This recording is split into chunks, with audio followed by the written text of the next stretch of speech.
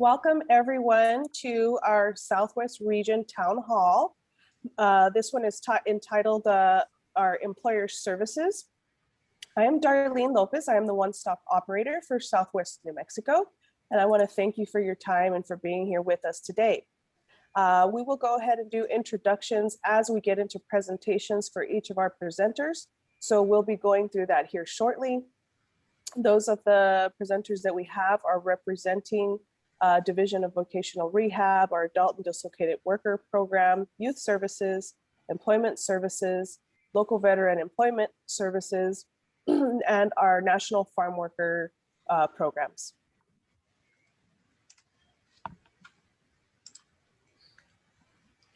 All right, so of course, as we get started, we have a couple of housekeeping items to go over. So I am just going to get right into it. Also, just for your use, we do have a ASL interpreter here with us today. If you would like to be able to have that on your screen and you don't see that now, you do have the ability to pin her so that you can see her no matter how the screens are changing. Okay, so this town hall is being recorded. Closed captioning is available at the bottom of your screen. You do have to turn that on. There should be a button at the bottom, an icon at the bottom with CC on it, where you can get that started if you need that. You can adjust the text size as well. The audio and video functions for attendees are not available, so you will have to use the Q&A box to ask a question or make a comment. To ask a question, you type your question in the Q&A box and click send. If the host replies via the Q&A, it will appear in the reply in the Q&A window. Now, we are doing the questions at the end. We're doing the Q&A session at the very end of the session, so you may not get a response immediately if we plan to answer your question live. So just hang tight until we get to the end of the session. The host can also answer the question live out loud, but we'll give you a notification in the Q&A window. A couple of more items. We will not address any client-specific questions, so please do not enter any personally identifiable information or reveal any details of a particular case in the Q&A. This is to protect your privacy. Any questions not answered during this event will be included on a landing page at the employnm.com website under upcoming and recorded events. If you're having difficulty joining the town hall, please email us at contact-us@employnm.com. Also a reminder, this is a WIOA Title I-financially assisted program, and activities are an equal opportunity employer program. Auxiliary aids and services are available upon request to individuals with disabilities. Relay New Mexico 711 voice, and the phone number is 1-800-659-8331, funded by the U.S. Department of Labor. Okay, so our first presenter for today is Anthony Harkness. He's a program manager for New Mexico Division of Vocational Rehab. Anthony, please come to the floor. Good morning, everybody. My name is Anthony, as Darlene said, and I'm a program manager for DVR. I cover Central New Mexico and interact with Southwest region. So just cover basically the whole center of the state. The New Mexico Division of Vocational Rehabilitation's mission is basically to serve individuals with disabilities to accommodate their unique needs and an employment environment. We can assist individuals with disabilities from the age of 14 all the way up to whenever you decide to stop working. And to receive DVR support, you just need to basically apply for services and provide documentation of your disability. And if you're unable to obtain or that documentation, DVR can also help you with the cost of determining the disability or the cost of an assessment that might be needed.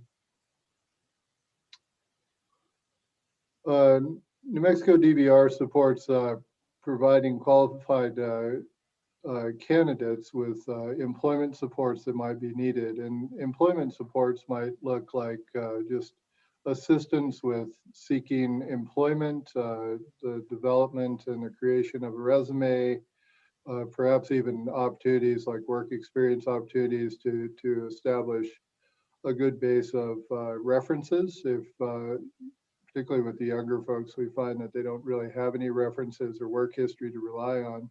So we can help develop some of those things.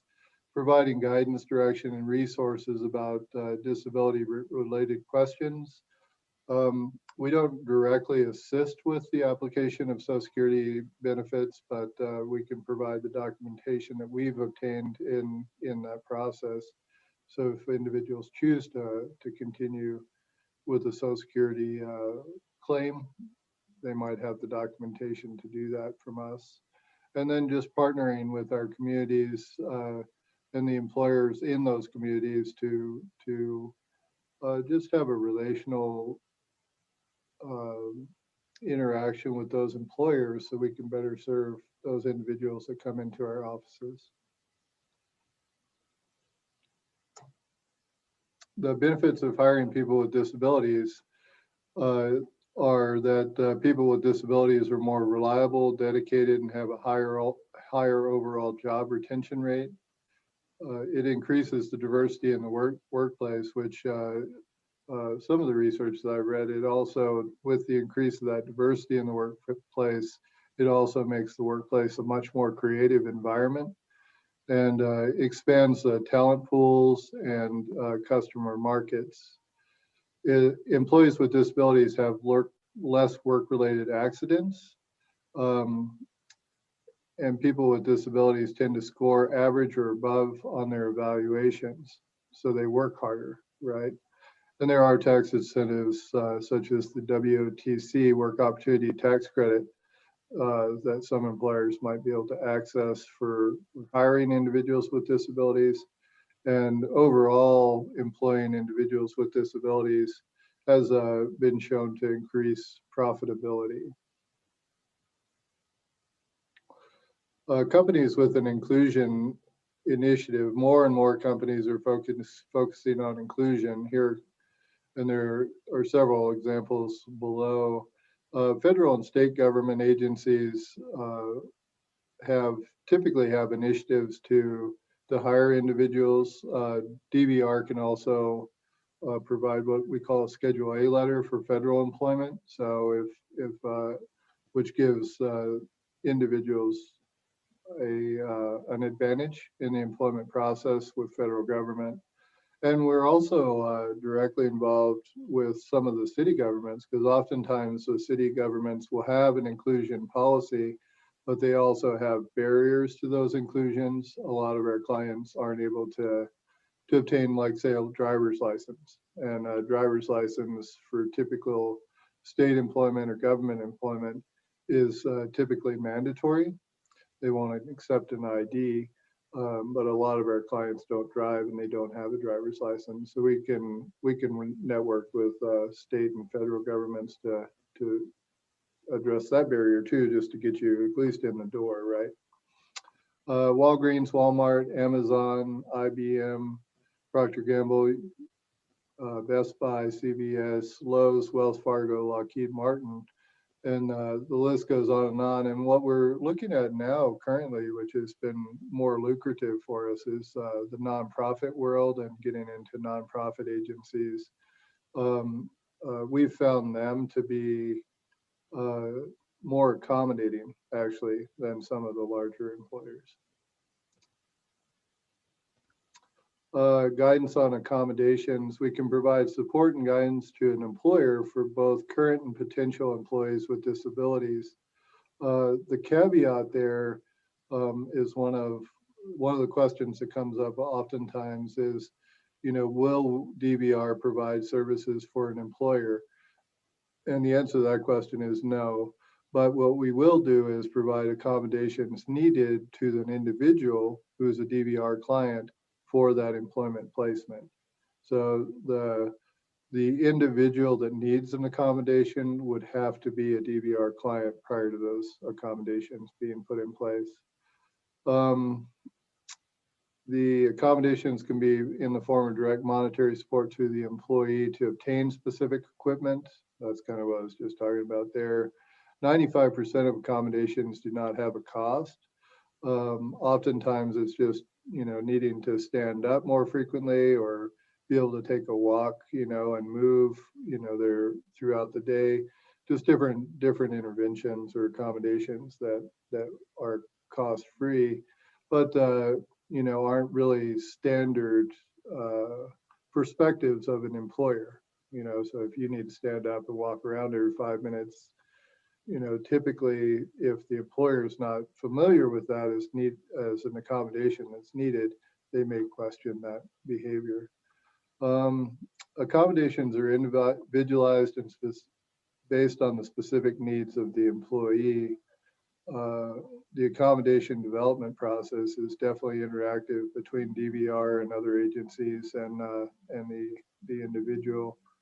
And there's the Jan is a website that is extremely helpful in exploring accommodations.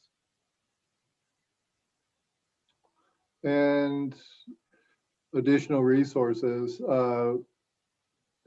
And also, I'd just like to add to additional resources, DVR in general. A lot of the times, a lot of the phone calls that I get in my office are just, general questions that individuals have.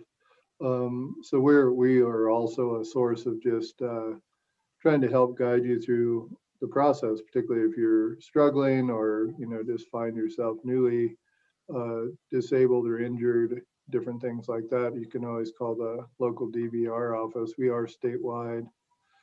And this is our contact information. Eric Padilla is the project manager, program manager down in Southwest specifically. And my contact information is there too. And anyone is always welcome to send me an email with any kind of questions or concerns. And if I don't know the answer, I'll find the answer for you or find somebody that knows the answer for you. And that's all for me. Thank you so much. Thank you so much, Anthony. Don't forget, we will be answering questions at the end. And it's fine if you'd like to go ahead and enter any questions that you might have in the Q&A box now, and we'll get to those later on. Our next presenter is Collette Baker. She's a lead business services consultant with WIOA Adult and Dislocated Worker Programs. Collette, please come to the floor. Good morning, everyone. On-the-job training. Basically, on-the-job training is a great way to make a difference with your business because it reduces on your training cost as well as helps you improve on your retention while providing your new employees with necessary on-the-job training as well and your current employees. Meaning that if you have someone who's already working with you and you may want to promote them to another position, we could assist you with promoting them into that position and training them into the new position that you're moving them into. And any new hires that you might be hiring may have some skills that you're looking for and may not have all the skills that you're looking for, but you're willing to hire them and train them in the skills that they're lacking based on what your needs are for your business. If you're planning to hire, it can take advantage of this federal funding program. It reimburses the employers for the training of the employees, whether they're new or existing. And by reimbursing means you will still have the same process as if it would be a normal employee. They'd interview, you'd offer them the employment, they accept, and you would include them on your payroll. And at the end of the month, depending on the size of your business, we could reimburse up to 75% of those wages back to you. Once you pay those wages to those employees, the reimbursement is already tax-free. It's yours to do as you choose. You can put it back into your business, hire more employees, maybe purchase more equipment. It's yours to do with as you choose. We also can assist with customized training, which means if an employee might need to renew their certification or might need some updated training based on needs because everything's changing and improving on a day-to-day basis, maybe they need to update their training. We could assist up to 25% reimbursement on training for your employees, whether they're new or existing employees. The on-the-job training contracts do require that they are full-time employment. Our full-time requirement is the minimum 32 hours a week, maximum 40 hours a week. We also provide supportive services, which could assist an employee with any kind of supplies or tools.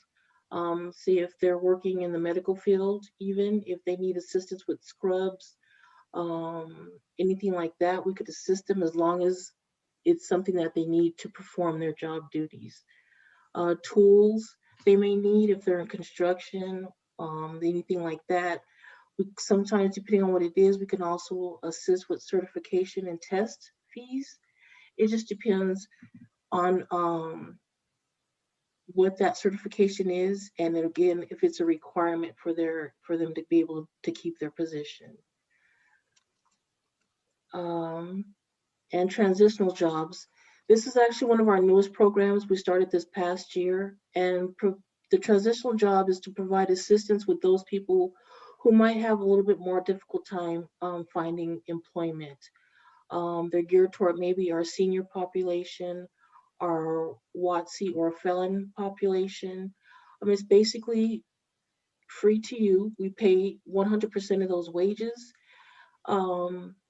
just to give them the opportunity to gain employment skills. It's up to 120 days. You can work the minimum of 20 hours a week, or they can work up to 40 hours a week, just depending on what the needs are for your business. Like I said, it's just to help those people who struggle, may have a spotty work history, just to start gaining more work experience and hopefully retain or find full-time permanent employment to assist where they're not consistently going from job to job to job. And again, like I said, it's 100% reimbursement, just so that we can help the employer feel comfortable giving this person a chance to gain this work experience.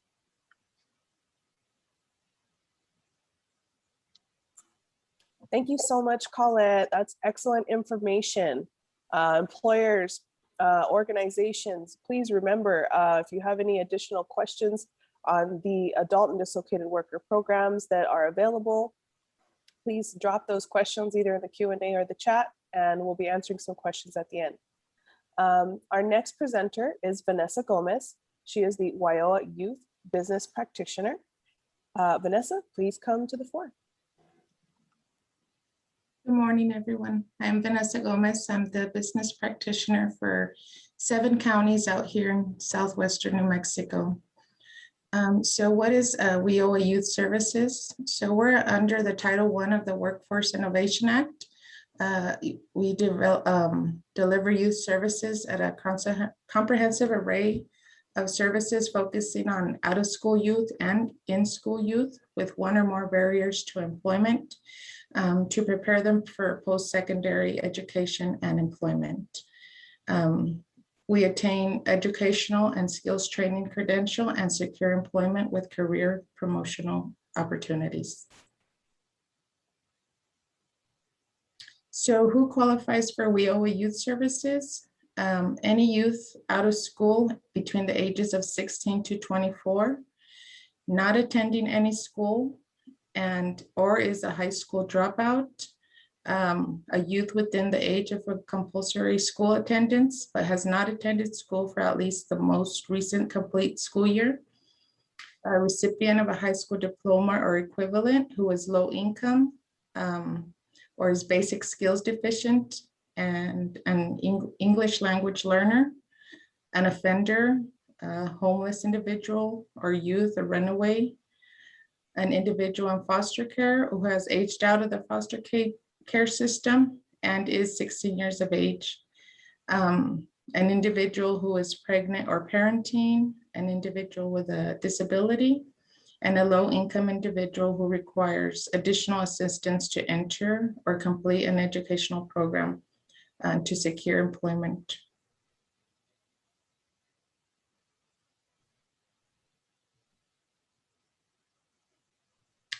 For in-school youth that are between the ages of 16 and 24, some of the qualifications needed for that are they must be attending school, including secondary, post-secondary, low income, basic skills deficient, English language learner, an offender, a homeless individual, child or youth, or a runaway, an individual in the foster care system who is 16 years of age and has left the foster care or kinship guardianship of adoption, an individual who is pregnant or parenting, also an individual with a disability, or an individual who requires additional assistance to complete an educational program to secure or hold employment.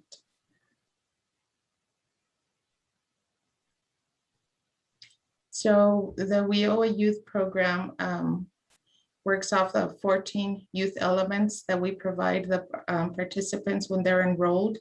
One of them is, the first one is tutoring, skills training, instruction, and dropout prevention. Alternative secondary school services or dropout recovery services. We offer paid and unpaid work experiences, along with internships, on-the-job training, occupational skills training, education offered concurrently with the workforce preparation activities, leadership development. We also assist with supportive services if they are in need of transportation, childcare, medical, any barrier that they are having to continue their education or employment. We offer them supportive services for that as well.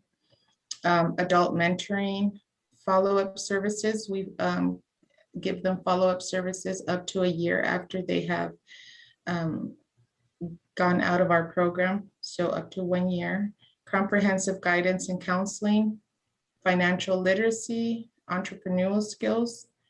We help them with the labor market and employment information, and we also do post-secondary education and transition services.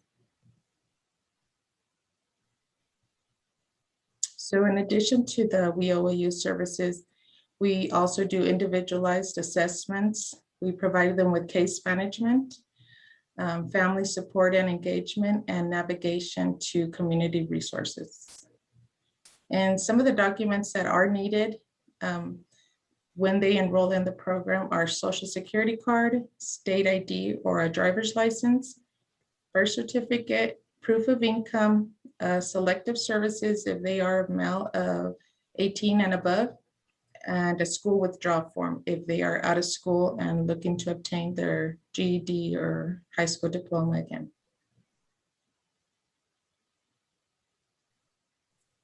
Thank you so much, Vanessa. Again, if you have any questions, please put them in the Q&A and we will get to them shortly. Our next presenter is Giselle Palomares. She is with Employment, Recruitment, and Placement, the Placement Supervisor with the WIOA Employment Services. Giselle, please come on down. Thank you, Darlene. Good morning, everyone. Here at New Mexico Workforce Connection, our main goal is to connect employers with job seekers. The first thing we like to do is we recruit qualified candidates. So any job seeker that comes in through our doors, we have a career consultant speak to them, figure out what their strengths and weaknesses are, if they need assistance with the resume, if they need mock interviews, what is exactly that they're needing, so that we were able to help them become a qualified candidate for the employer. We also assist employers with post-job listings. So if the employer is interested in having a job order with us, all they have to do is call our office. We'll go ahead and assist them with having them write kind of like a job description, as well as posted on our website as long as they need. So that way we're able to get them qualified candidates. When it comes to the job orders, all they have to do is just call the office. A business consultant will go ahead and assist them with that.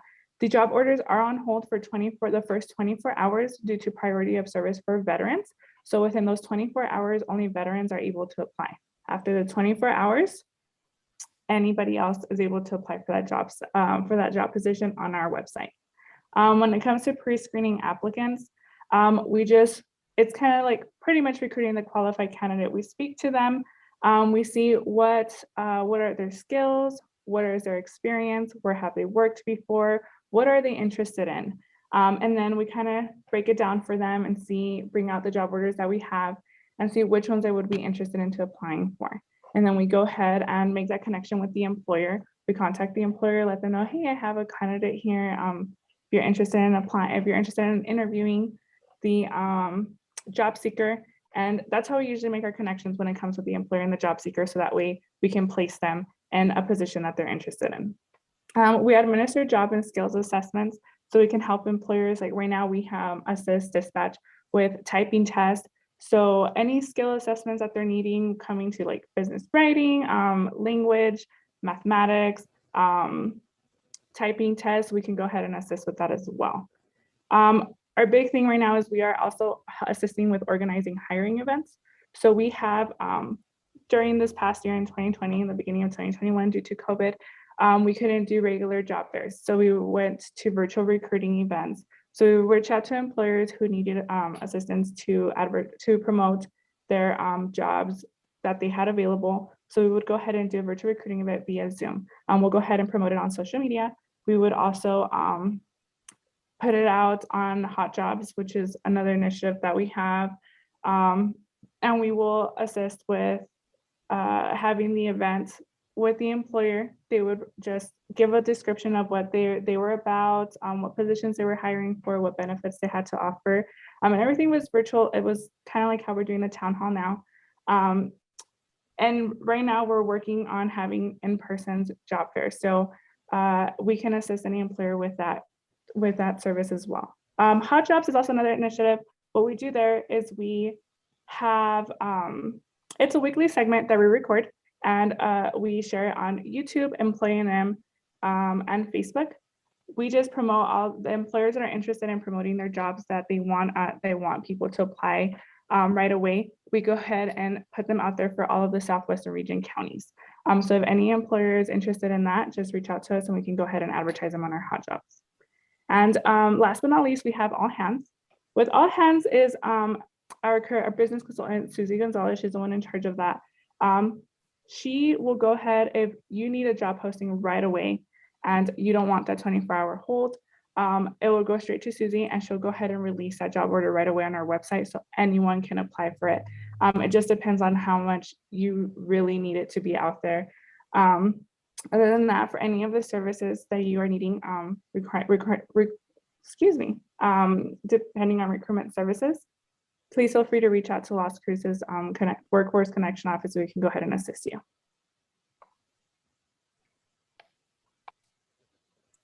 Thank you. That's awesome.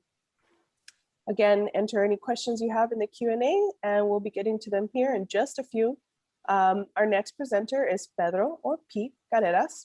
He is with our Disabled Veterans Outreach Program and he is the specialist for the WIOA Veteran Services. Pedro, please come down. Hello. So as Darlene had mentioned, I'm one of the veteran representatives with the Veterans Employment and Training Services out of New Mexico Workforce Connection. And I just wanted to cover the 3 incentives of hiring veterans, one of which is the state of New Mexico Veteran Employment Tax Credit, which was a tax reform legislation signed in on May 2012. Which provides up to $1,000 to businesses each time to hire a veteran who has recently been discharged from the military. As for the federal tax credits, there's 5 target groups ranging from $2,400 up to $9,600,000 worth of tax credits. The 5 groups are identified as veterans receiving SNAP, veterans discharged within a year with a service connection disability, a disabled veteran who is unemployed, a non-disabled veteran who's been unemployed for 4 weeks or 6 months. The only documentation required from the veteran, if you choose to hire them and take advantage of the tax credits, are either DD 214s, the FI 21082, or any other type of discharge papers. And if you are interested in applying for any of these tax credits, you would need to complete an IRS form 8850 by the day the job offer is made, along with an Employment and Training Administration form 9061, to which both forms need to be completed and submitted to the Department of Workforce Solutions WOTC unit within 28 calendar days. If, again, you are interested in applying for these WOTC credits, you could either go to any of your local NMWC offices, such as the one located in Las Cruces and 226 South Alameda Boulevard, which is open 8 through 5. And you could reach with the business team to get you through that process. Or you could go to Ready New Mexico website, which is ready.nm.gov, or call the 1-800 number, which is 1-800-303-3599, where you could speak to business support individuals and find out more WOTC unit information. And that service is available Monday through Friday, 8 a.m. to 4 p.m. Or you could also contact Juan Diaz, who happens to be the state WOTC coordinator, at 505-841-8444. And the last incentive is the Hire Vets Medallion Award, which is the only federal level Veterans Employment Award that recognizes employers. So the award highlights companies and organizations committed to hiring and retaining American veterans and promising family-sustaining careers. And that's pretty much all I have on that subject.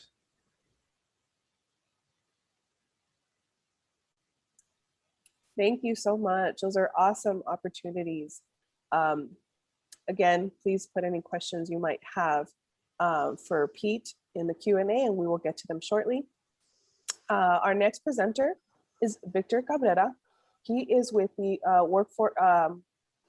National Farm Worker Program, and he is overseeing the programs in most of New Mexico right now, and he will go into that program. Victor, come on down. Okay. Thank you, Darlene. Let me see.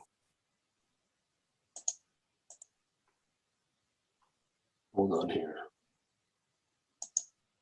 Okay. Well, thank you for the introduction. And I work for MET, Motivation, Education, and Training. Of course, it is a private nonprofit 501c3 organization, federally funded by the U.S. Department of Labor, and operates under the Workforce Innovation and Opportunities Act. The organization was founded in 1967 for the purpose of providing academic and vocational training to migrant and seasonal farm workers with the objective of furthering economic self-sufficiency. MET is the National Farm Workers Jobs Program in New Mexico, Louisiana, Texas, Minnesota, North Dakota, and Wyoming, and hopefully soon Maine, the state of Maine. So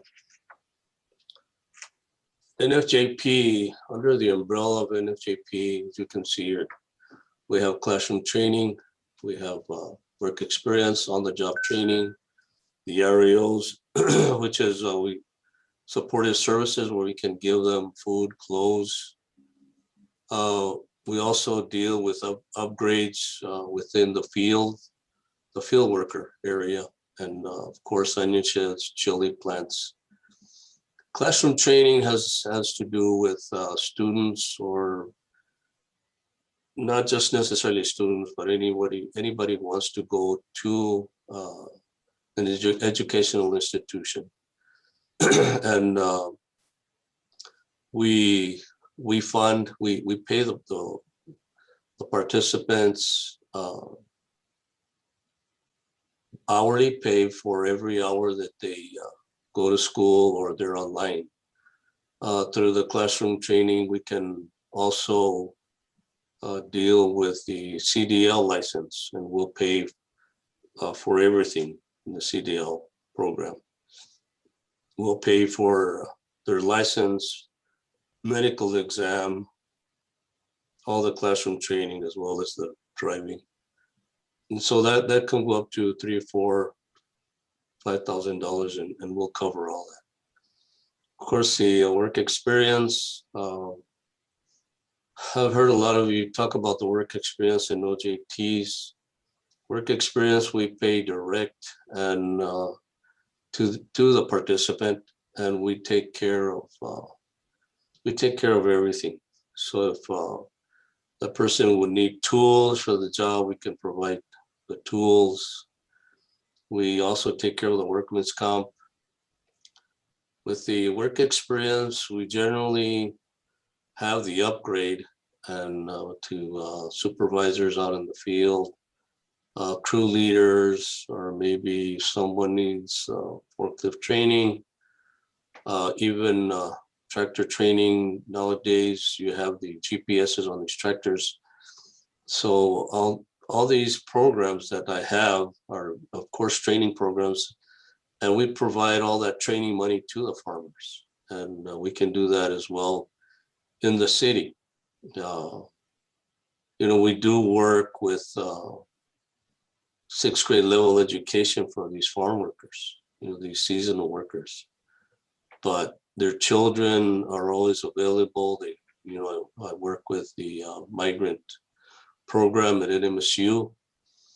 So any of these kids that have graduated from NMSU, we could place them within the city with work experience or an OJT. Of course, the OJT pays the 50%, and that program goes on for 16 weeks. The work experience goes on for 12 weeks.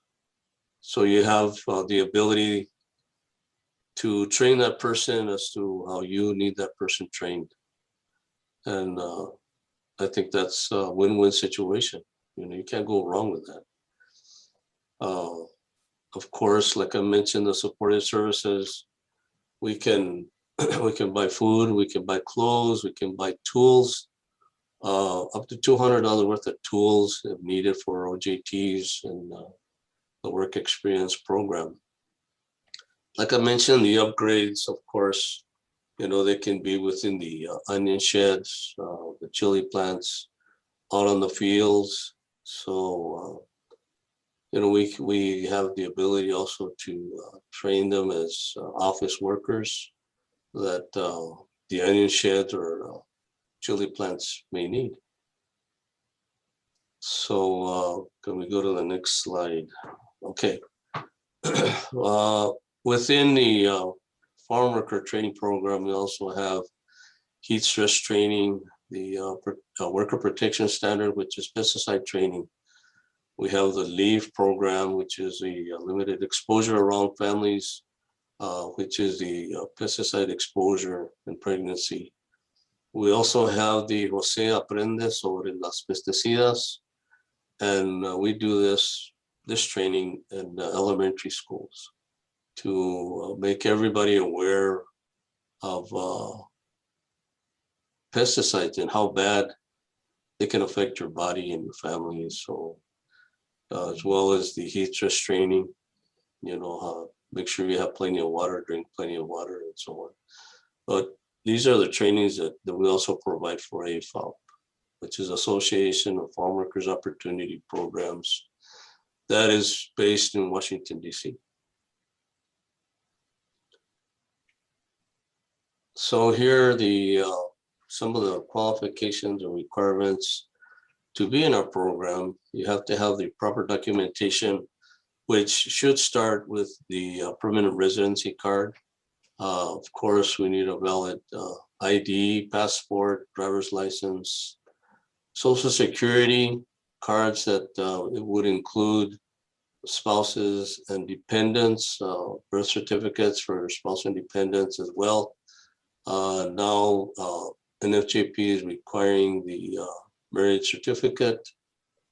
Of course, farm work wages are what we're looking for. And if you have, as long as the non-farm working wages doesn't supersede the farm work, we can work with that as well.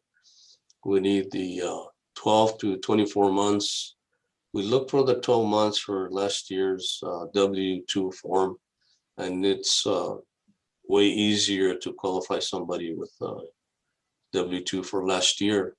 We can work with check stubs, receipts, and of course there's a W-2 form that we're looking for, and this is for household income. Of course, in the area, you do have families. You can have up to 3 families in the home, but all that is divided, and with the person that we're working with, the family that we're working with, that's the income that we go after. Of course, the males, they have to be in the selective service. They were born after 1960. Food stamps, it's almost pretty much qualifies you right away. Unemployment benefits, the Social Security, and all, we need all this information to make sure that a person qualifies.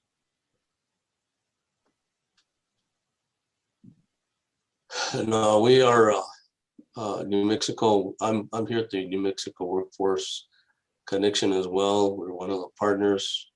It's in our grant. It's mandated that we be in the Workforce Connection, and so we are the partners under the Workforce Innovation and Opportunities Act.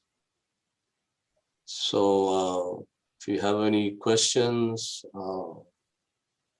feel free to call me at 505-220-0103, or you can email me at Cabrera, CABRERA @metinc.org. Thank you. Thank you so much, Victor. That's awesome. So we are going to move into our question and answer segment now. Again, if you had any questions from any of the presentations that you just saw, please use the Q&A box to be able to put that in there. We cannot hear you or see you, so this will be the only way that we can communicate with our audience. Just keep in mind, please no client-specific questions. Please do not enter any personally identifiable information that might reveal details of a particular case in the Q&A. If you have questions that are specific, please reach out to us, go onto our website to find contact information so that you can be connected directly to those folks from your program. All right. So let's see. The first question that we have is, I have an employer I work with that does not currently work with individuals with certain physical disabilities due to the nature of the work. They want to, but feel uncertain about regulations and requirements. Is there free help for that?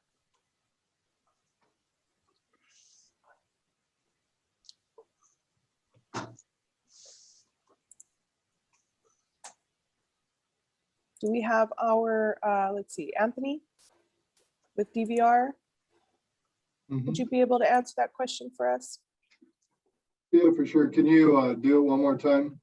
Sure. I have an employer I work with that does not currently work with individuals with certain physical disabilities due to the nature of the work. They want to, but feel uncertain about regulations and requirements. Is there free help for that? So what I would recommend is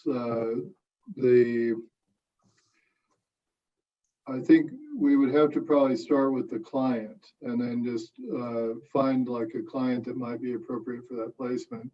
You know, I think oftentimes disability and disability accommodations in the workplace, people confuse that with if you have a disability, that the employer has to make an accommodation, and that's not true. So the individual with a disability has to be able to provide the basic job functions. So I think, and then there's also just different levels of disability. So there might be disabilities that are profoundly physically limiting, and then there are disabilities that aren't. So I think we'd have to look at the job placement, the expectations within that job site, and then just look at our clientele and just get them maybe a more appropriate individual for that placement that, you know, is considered disabled. But the starting point for all of that process would be having a client, you know, and then walking them through, and also developing a relationship with that employer. Thank you very much. Okay, the next question is, in order to participate in the on-the-job training program, do I have to pay back any portion of the funds used for on-the-job training?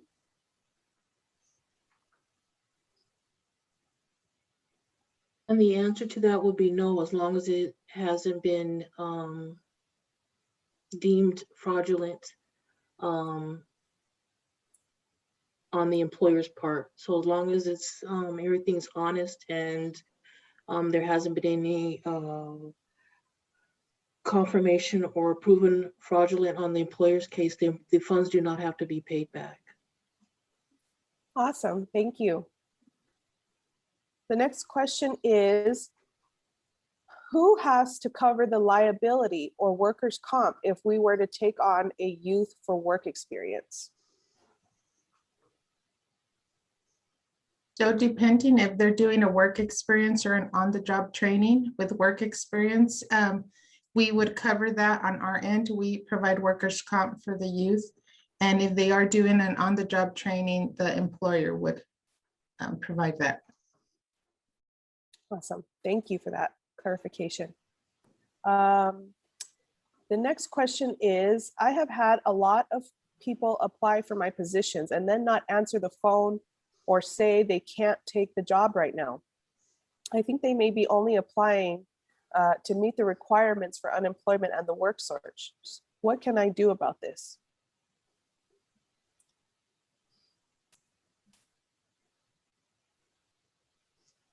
I would say report it to UI tax. They have a fraudulent line online. I believe they give the employers an option to report these findings. Awesome, thank you. So, yes. This is Cindy. I have a question in the chat box. Okay. It says, I have 2 employees I want to promote to supervisory positions and need to train them. What could I qualify for?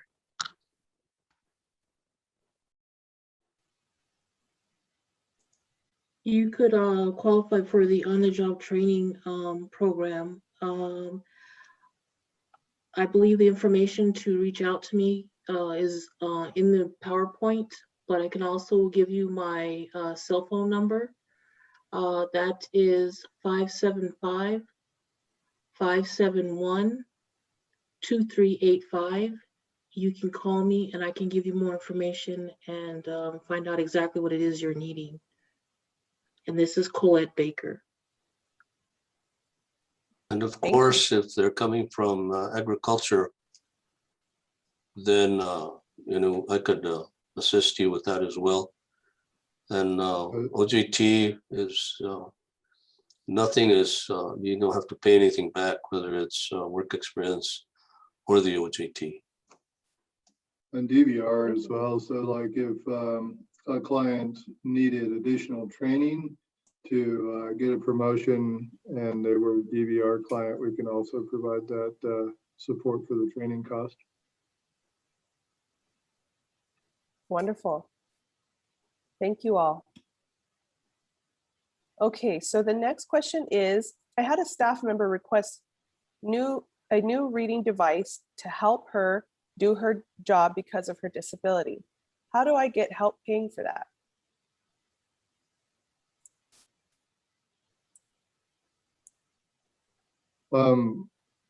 That's probably me. I think so first, like there would be a referral to New Mexico TAP, which, for the accommodation, once the reading device is determined as being necessary, if the client is a DVR client, then we can purchase that reader for that job placement for that individual.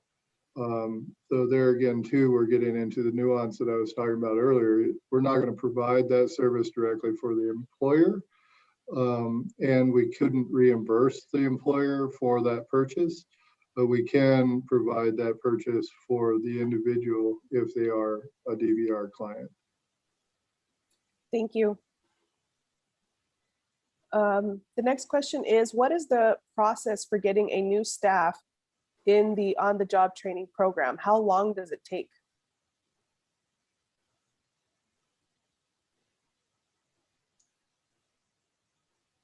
The process usually takes a 2-week period from start to time of signature of contract. It would just depend on if the participant met all qualifications for the program also. And again, if they need more information as far as the process for seeing if their employee qualifies, they can give me a call on my cell phone as well, or my email. Thank you. That would be the same for the agricultural. It would probably take us about a week. Okay. Having all the documentation and hopefully going through the income guidelines and the person qualifies, it could be done within a week. Thank you. So the next one is, many in the agriculture industry have family members that want to go to college, but could never afford to send them. Can the farm worker programs help with that? Yes, we can. You could contact the migrant office at NMSU, because I deal with them as well. And if there's a certificate, which is a year's worth of instruction, more than likely we could pay for all that. But we meet with the college or the university and see if there's any scholarships or things like that that they have gone through the process. And if you're studying for an associate's, right now I can pay the last semester, reason being that we need the credential. And the other thing is that we want to make sure that the student is serious about getting their education. We have the funding, but it's we're careful with our funding. If you're dealing with a bachelor's degree, again, I need the credential, so I would assist at the last semester. So even if it's a student needing assistance, we could more than likely help with the work experience program as well. The kids need income as they go to school. We all know that. Everybody's been through that, where you need a place to work. So we can also provide that as well. Awesome. Thank you. So the next one is, where do I send applicants to get help with their resume? Sometimes I get applicants that either don't have one or it's very poor and does not accurately describe their relevant backgrounds. So over at the New Mexico Workforce Connections office, we do assist individuals with resume writing and how to use the relevant skills to apply for positions that they may qualify for. In that case, we just encourage individuals to come into our office or seek our services, whether it's through Ready New Mexico's website for 1-800 number or office, but that service is available to them. Awesome. Thank you. We have And another here what question they- in the chat box. Oh, Go ahead. The question is, how can I provide work experience for youth at my business? so if you're interested in taking in a youth to do work experience, you can always reach out to me. I will provide my information in the chat box as well. And we can start them there to do their work experience. And I was also going to add, we do help them with resume writing and we help prepare them for interviews. So we offer all those services. Likewise Right. with the agriculture, all you have to do is, if you have the position available and this person or young person comes from the agricultural family, we can work with that as well. And DVR also will provide that service for high school students that are covered by an IEP in their schools. So like if there are any young folks, and we've been networking with the Workforce Youth Program and YDI, those two programs to just kind of collaborate on some of those cases. But if a child is covered by an IEP in high school, that they would qualify for DVR services. And as far as NFJP, he would have to be at least an 18-year-old. Yeah, Awesome. that's a good point too. So like primarily on those on the job trainings or kind of work-based learning experiences, they were looking at 16 to, like wherever 16 to 22, that age range, so we can avoid any kind of work permit kind of issues. Thank you all. Wow. So thank all of our presenters for being here today. To our viewers and our listeners, as you can see, there is an abundance of supportive programs to help you with your job seeker or with your candidate pool, and even after they're hired. So please reach out to us. We did have some questions that we did not get to. So we will be putting those questions on our website with answers. You can find that next week, so by Wednesday. So thank you all for joining us. There will be a recorded version of this town hall and it'll be available on our YouTube channel, Employ NM, and also please subscribe while you're there. And you can learn more about New Mexico Workforce Connection Services at employnm.com. And you can also follow us on Facebook at EmployNM.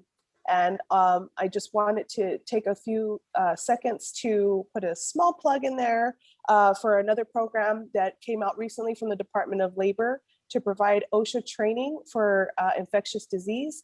We'll be posting that on EmployNM as well, so you can find the application there for that. I believe the deadline is Monday, so please go check it out. That might be something your business would want to take advantage of.